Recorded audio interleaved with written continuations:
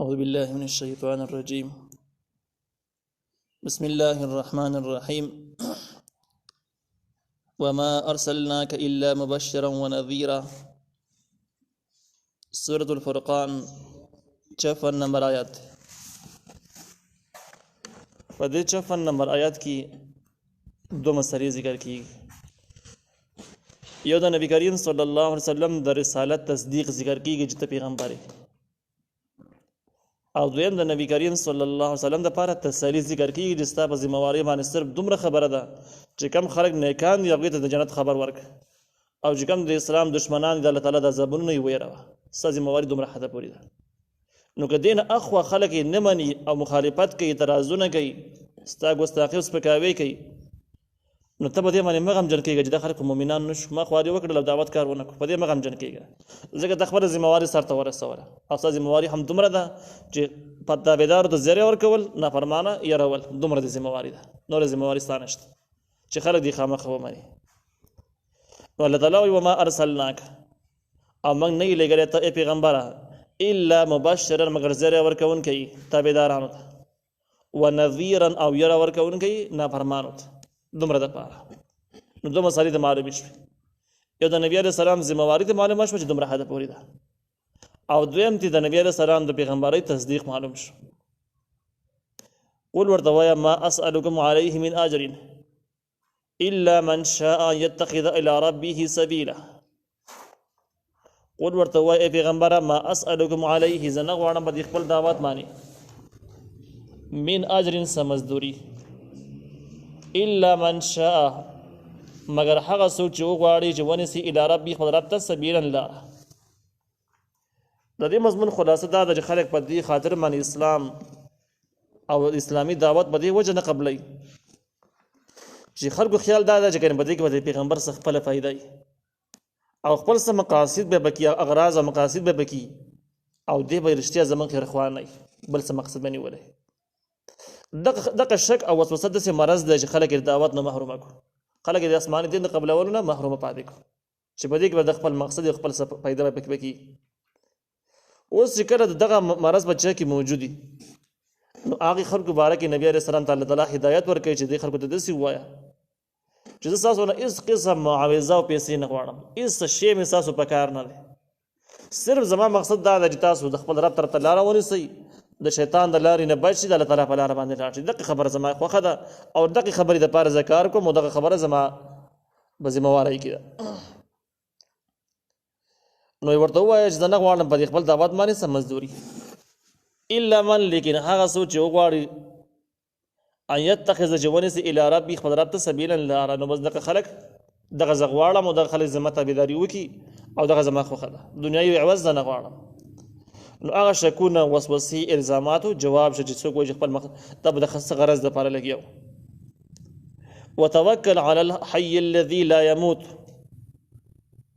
نو په اولنی آیات کې چې ما اسألکم علیه من اجر دی، دې کې انتهایی اخلاص دی معلوم شو چې مبلغ دپاره آداب او شرایط او اصول شو چې کم سړی د اسلام دپاره دعوت چلی، محنت کوي، نو دغه سړی نیت به مکمل خالص د دنیا هېڅ شي ته به پام نه جي، دا به میلاو شي، هغه به میلاو شي، وبه شي وبه نه شي، دا خبرې به لري. عامو مبلغینو دپاره سبق د هدایت دی، او دی به صرف په دې سوچ کې اخته چې خلک څنګه الله تعالی طرف ته لاره ونیسي او په دې دین باندې به څنګه عمل وکړي، په دغه سوچ باندې به مبلغ کار کوي. نو دا د اخلاص آیات چې مبلغ کې به زبردست اخلاص موجود دی. وتوکل علی الحی الذي لا يموت، او ته توکل کوه ای پیغمبره په هغه ذات باندې، علی الحی الذي په هغه ژوندي ذات باندې، لا يموت چې هغه مړ کېږي نه. نو اولنی مخاطب خو نبی علیه السلام دی، او د هر مبلغ دپاره دا طریقه کار د دعوت اصول دی. نبی علیه السلام ته الله تعالی وایي اولنی مخاطب یې دی چې ته توکل کوه په هغه ژوندي ذات باندې چې هغه مري نه. نو دې مطلب دا ده چې وسایل او اسباب خدای استعمالوه، دغه دنیا ده، لیکن دا سوچ لره چې په دې اسبابو کې، په دې خوارۍ او محنتو کې، په دې وسایلو کې به په اثر به هغه ټیم موجود چې کله پکې الله اثر واچي، او که په دې وسایلو کې الله تعالی اثر کې نه ښود، هېڅ اثر به ونه کړي. لکه واعظ نصیحت د انسان د هدایت دپاره او د هغه د دعوت دپاره یوه طریقې کار دی. اوس که په دې واعظ نصیحت کې الله تعالی اثر کېښود، ډېر خلک به قبول کړي، که الله تعالی پکې اثر کې نه ښودنو بیا به هېڅ کار ونه کړي. تا به ډېر محنت کړی، ډېر مطالعه به دې کړې، ډېر څه به دې زده کړي، خلکو ته به یې وایي هېڅ خبره خوند به ونه کړي. دغه شان چا پسې چې ته ورشې دعوت وله ورکړي او د ګناهونو نه منې کړې، نو که به دغه ستا په دعوت کې الله اثر کې ښودنو ډېر څه کولی شي. که دغه دعوت کې د اثر موجود الله تعالی پکې اثر کې نه ښودنو تا به خواري کړي، خو هلته به ښکاره نتیجه څرګنده نه شي. توکل چې کوم دی نو استعمال د اسبابو دی په داسې طریقه باندې چې ستا د عقیده یې چې که په دې کې اثر الله تعالی کېښودو نو ټیک دی، او که اثر یې پکې نه ښودو نو کار نه کوي. دې ته توکل ویلی کېږي. بیا په دې کې دا دویمه جمله علی الحی الذي لا یموت، دا د توکل لپاره زیات وضاحت دی چې په الله تعالی باندې توکل ځکه ساته په ټولو کارونو کې او د ټولو اسبابو په استعمال کې چې دغه وسایل دا ضایع کېږي، دا فنا کېږي، دا کمزوري کېږي، خرابېږي، بیا سره کېږي. خو چې کله ستا بروسه په الله تعالی باندې نو الله تعالی داسې ذات دی چې هېڅ قسم زوال پې هم نه راسي، دا نه مري او نه بېرته زوال راځي. نو ته اصلي نظر په الله تعالی باندې ساته، وسایل استعمالوه خو نظر په الله تعالی باندې ساته، په وسایلو باندې مه ساته. وسایل بیا سره کېږي، ضایع کېږي. وسبح بحمده، او تسبیح بیانوه سره د حمد د الله تعالی نه. تسبیح مخکې موږ ویلي ده چې منفي صفات، مضموم صفات منفي کول، چې سړی وي الله تعالی دپاره شریک نشته دی، الله تعالی باندې مرګ نه راځي، کمزوري پې نه راځي، د چا محتاج نه دی، دا چې دی نو هغه منفي صفات دي. منفي صفات بیانول د تسبیحي، او مثبت صفات الله تعالی دپاره بیانول چې الله تعالی ژوندی دی، رزق ورکوونکی دی، رحیم کریم دی، د خلکو په حال باندې خبر دی، د اعمالو بدله ورکوونکی دی. نو دا هغه مثبت صفات دي. نو مثبت صفات بیانول دا حمد دي. دا دواړه چې کوم دی نو لازم ملزوم څیزونه دي چې څوک یو مني بل نه مني دا مسلمان نشي پاتې کېدی، بیخي لازم دي بل سره. نو دا دواړه تسبیحات او حمد دواړه دا د مبلغ دپاره بل نصیحت او ادب دا دی چې دا په دې لاره کې د الله تسبیح هم بیانوي، د الله تعالی حمد هم بیانوي. کله دا تسبیح وپېژني، حمد وپېژني، پر تعالی به یقین مضبوط شي. او چې کله تسبیح او حمد دا بیانوي په خپله خوله باندې بیانوي، دعوت به باثره په دې کې باثري، الله تعالی مرسته به ورسره وي. وکفا به بذنوب عباده خبیره، کافي دی الله تعالی بذنوب عباده، ګناهونو د بندګانو خپل باندې خبیرا خبردار. دا هم د تسلی مضمون دی نبی علیه السلام لپاره. تسلی اول نبی علیه السلام ته بیا د امت هر داعی و مبلغ دپاره ده.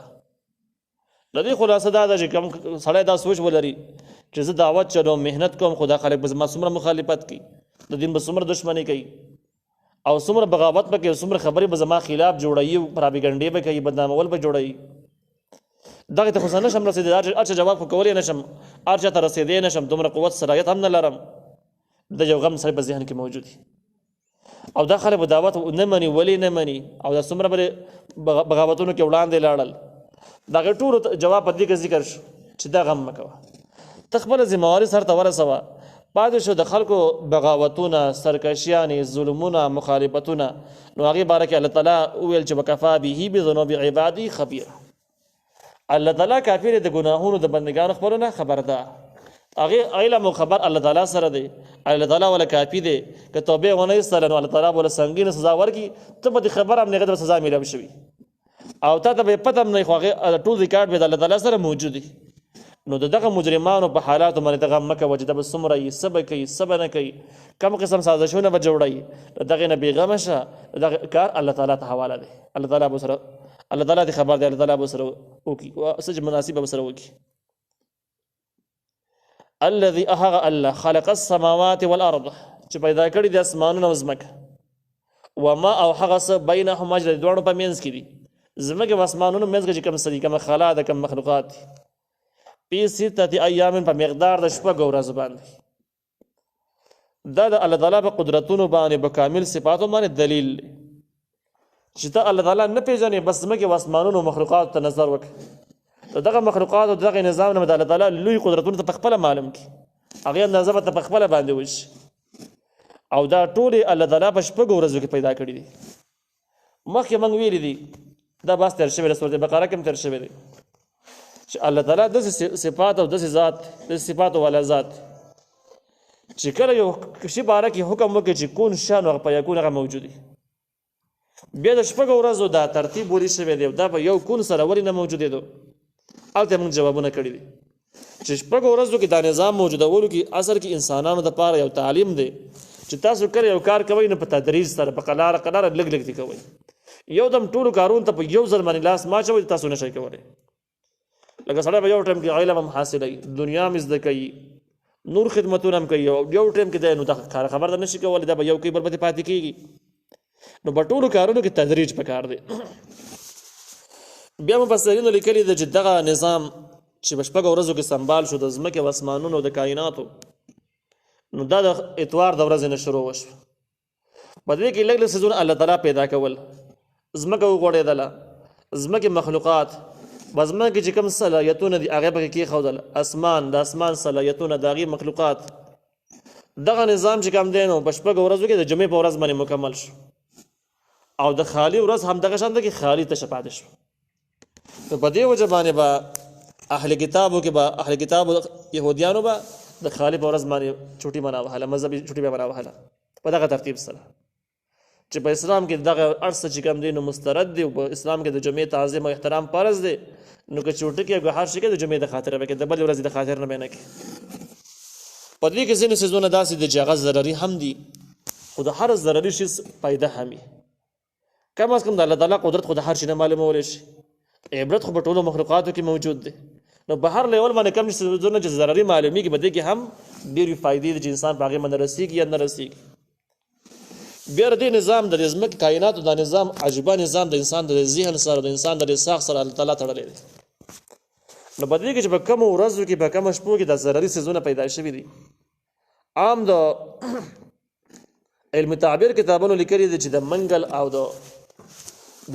او د بود ورځې چې کوم دا نو په دې کې د ضرري څیزونه پیدا شو چې هغې ضرر زیات غالب اگر که فایدې هم شته د هغې نه بغیر د انسان ګزاره هم نه کېږي نو په دې وجه باندې د انسان چې کله اوده کېږي د شپې خوب کوي د منګل او د بود شپې چې کله دی اوده شي نو د علم تعبیر لیکلي دي چې په دې شپه باندې به خطرناک هیبتي خوبونه ویني ځکه د هغې د انسان د روح او د خوب د نظام د هغې کائناتو سره تعلق راځي او د هغه نظام سره عالم الامثال سره تعلق جوړیږي چې کم کې ضروري څیزونه پیدا شوي دي مفسرینو لیکلي دي چې کومه دنیا تاسو ته په نظر باندې راځي دا خو هغه عیني څیزونه دي د دې څیزونو یو بل عالم دی هغې ته عالم الامثال وایي چې په هغې کې د دې د مثالونه پراته وي لکه د دې مثال داسې ووایه چې یو سړی یو ځای کې اوسېږي کور یې دی هلته کې روزګار یې دی رهایش دی نو دا خو هغه اصلي څیز شو خو دغه انسان نه تا ویډیو وکړله او د هغې کور او د احوالو د خبرو اترو بل ځای کې ویډیو پرته ده نو څوک چې ویډیو ګوري ویډیو ځان له شعري دغه سړی احوال دی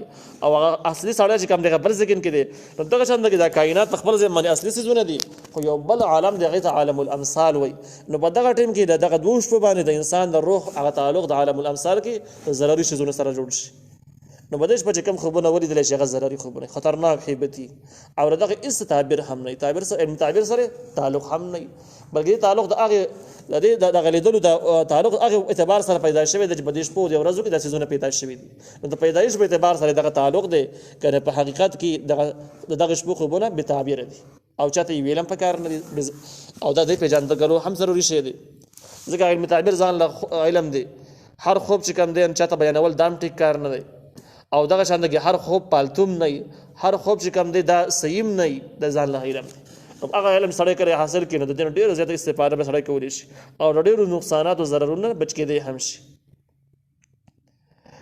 ثم استوى على العرش بیا الله تعالی قایم شو په عرش باندې عرش د بادشاهي تخت ویل کېږي دومره معلومه ده دا باس مخکې تېر شوی دا مضمون ډېرو ځایونو کې تېر شوی دی بقره کې خلک په دې باندې بحث کوي چې الله تعالی د خپل شان مطابق په عرش باندې موجود دی دا مسله معلومه ده اوس دا ده چې دغه سوالات لټول چې د عرش په څنګ جوړي دا الله تعالی په څنګ په دې باندې امام مالک رحمه الله په دې کې لیکلي دي چې الله تعالی په عرش باندې موجود دی دا خبره یقیني ده معلومه خبره ده دا چې الله تعالی په عرش باندې څنګه دی نو دا کیفیتونه مجهول زموږ په ذهن کې نه راځي او والسؤال عنه او دې باره کې سوالونه پورته کول بدعت دا بدعت دا مکوي دا ټیک کار نه دی ځکه نبی علیه السلام زمانه کې صحابه کرام او تابعین زمانه کې دا سوالات چا نه دي کړي دا سوالات لیکن دومره طویل چې الله تعالی یو لوی ذات او دومره لوی ذات د دومره لوی صفاتونو مالک دی چې د انسان په ذهن کې د هغې راتلل ممکن نه دي چې د انسان په ذهن کې د هغې راتلل ممکن نه او قدرتونه بیخي واضح دي، نو بس دومره عقیده به انسان لري چې الله تعالی چې څنګه د هغه د شان سره مناسب په عرش باندې موجود دی. دا اسلامي عقیده ده، دا د اهل سنت والجماعت هغه اصلي عقیده ده. بدله کې د فرقو باطله او بیا ډېرې ګمراهیانې موجودې دي. ځینې خلک هغې لیکلي دي، هغې ته مجسمه وایي. الله تعالی دپاره هغوی جسمیت ثابتوي چې الله تعالی جسم لري، خپې لاس لري زموږ غونده کې، او الله تعالی په عرش داسې دی لکه سړی چې په کرسۍ باندې مثال به طور باندې کښېني. دا کفري عقاید دي او دا د قرآن د صریح آیاتونو خلاف دي، احادیثو نه خلاف دي. ځکه قرآن په خپل الله تعالی خپل شان داسې ذکر کړی دی چې لیس کمثله شیء فی الارض ولا فی السماء. الله تعالی په شان د کتاب مثال نشي ښودلی په اسمانونو زمکو چې الله تعالی د دې په شان کې دی، او ته له جسم ثابت دی. نو مجسمه خو چې کله جسم دی ولا ثابت خو زموږ شان کې شو، دا د قرآن د صریح آیات نه انکار شو. په دې وجه د اهل سنت والجماعت عقیده هم دا ده چې مجسمه د مسلمانان نه دي. څو چې الله تعالی دپاره جسمیت ثابتوي دا د قرآن د صریح آیات خلاف دي او د مسلمانان نه دي، د ګمراه فرق دي. کم دو اویا ګمراه فرقې چې دي باقي فرقه دا هم د چې الله تعالی دپاره جسمیت ثابت کړي. نو پاکه خبره دا شوه چې الله تعالی یو لوی ذات دی، پوره حقیقت د انسان په ذهن کې نه راځي، په عرش باندې موجود دی او جسم د الله تعالی د شان سره مناسب داسې موجود دی. موږ پکې هېڅ نه وایو چې دې شان ته کې دی هغه شان ته کې دی. الرحمن دا مهربان ذات دی، رحمان ذات دی، مهربان ذات دی. فاسأل به خبیره او ته تپوس وکړه ای پیغمبره په باره د دغه الله تعالی کې خبیرن د یو خبردار کس نه. د دې مشهور تفسیر هم دقه دی او دقه معنا ده چې دغه ذات چې په عرش باندې قایم دی، د کائنات په شپږو ورځو کې پیدا کړي دي. نو دغه ذات باره کې ته معلومات حاصلول غواړي د یو عالم نه تپوس وکړه چې هغه په تورات باندې پوهېږي، په زبور پوهېږي، په انجیل باندې پوهېږي. نو هغه پوهه کس نه دې باره کې تپوس وکړه، دقسې خبره به ته هغه هم وکړي. یعنې دا مسله په مخکیني کتابونو کې هم دغه شان موجوده وه چې د دې کائناتو نظام په شپږو ورځو کې موجود شو. الله تعالی په خپله به عرش باندې دی، دا مسله د مخکې نه روانه ده. او په دې مسله باندې اهل کتاب پوهېدل، نو په دې وجه باندې چې الله تعالی په عرش باندې دی، اهل کتاب په دې باندې هېڅ اعتراض نه دی کړی چې څنګه په عرش باندې دی. هېڅ اعتراض نه یهودیانو کړلی نه عیسایانو کړلی. دا مسله اتفاقي او د مخکې نه دغه شان کې معلومه وه. نو اوس دا خبره شوه چې مشرکان دا نه مني او بت پرستان یې نه مني. نو نبی علیه السلام ته الله تعالی اولنې خطاب نبی علیه السلام ته وکړو چې که ته د الله تعالی ذات پوره معلومول غواړي نو لاړ شه د یو اهل کتابونه تپوس وکړه، دغه خبره به تا هم وکړي. خبیران کې چا دا ویل، یو قول دا ده چې د دې نه خبردار کس نه مراد جبرائیل امین دی، چې د جبرائیل علیه السلام نه تپوس وکړه. نبی علیه السلام ته حکم دی جبرائیل علیه السلام نه تپوس وکړه چې د الله تعالی ذات څنګه دی، دغسې به ته هغه وجه داسې دی، په دې طریقه به ته بیان کړي. او چا دا ویل چې د خبیران نه مراد د اهل کتاب او علما ته مراد دي، چې د اهل کتاب او د علماو نه تپوس وکړه چې د الله تعالی ذات څنګه دی، په عرش څنګه دی، دغسې به ته خبره به ته هغه وکړي. پاتې شو د مشرکانو اعتراضونه چې الله تعالی په عرش باندې نه دی او څنګه دی. نو مشرکان د الله تعالی ذات څه پېژني، د الله تعالی صفات څه پېژني، خو د کتاب سره سره به اشنا نه دي. اهل کتاب مشرکان خو اهل کتاب نه دي، آسماني کتاب سره به پېژني، نو معلوم ورته نه دلدلی نه دی. هغوی د الله تعالی صفت لګي چې الله تعالی څنګه دی. نو که هغوی مخالفتونه کوي، د هغې مخالفت لپاره مخالفت له هېڅ اعتبار هم نشته. هغه چا مبارک ته هغه مخالفت له اعتبار ورکوه چې هغه پوهېږي په مسله باندې او اهل کتابي کتاب سره تعلق کتاب باندې پوهېږي. نو هغه کس که اختلاف کوي نو هغې سره بحث وکړي. چې کوم کس د کتاب نه صریبو د خبر نه دی هغه د بحث قابل هم در سره بحث وکړي. نبي علیه السلام ته الله تعالی خبر ورکړو چې دغه په عرش باندې قایم ذات مهربانه ذات دی او د دغه کس باره کې چې زیات معلومات حاصلې. جبرائیل علیه السلام نه تپوس وکړه، د اهل کتاب او د علماو نه تپوس وکړه، خو د مشرکان بغیر تپوس قابل نه دي، د هغې نه به تپوس مه کوه.